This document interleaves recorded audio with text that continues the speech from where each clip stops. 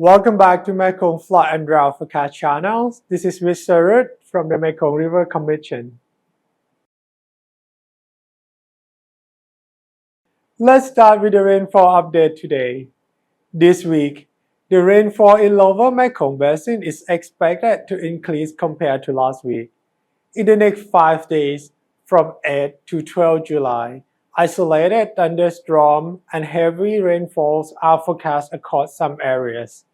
In Thailand includes Chiang Rai, Bungkan, Udon Thani, Nakhon Phanom, Sakon Nakhon, Mukdahan, Ubon Ratchathani.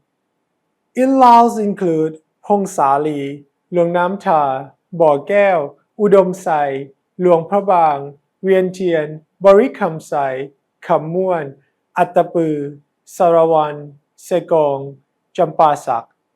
In Cambodia includes Mondulkiri, Ratchathani, Satungtreng, Crochet. And in Vietnam includes Salai and Kon Tum. Moving on to the updates on flood situation in the Mekong River. As of 7 July, water levels at all stations along the Mekong mainstream remain within normal conditions, with no stations exceeding alarm or flood threshold. Over the next 5 days, water levels are expected to rise by 0.2 to 2 meters across all stations along the lower Mekong mainstream.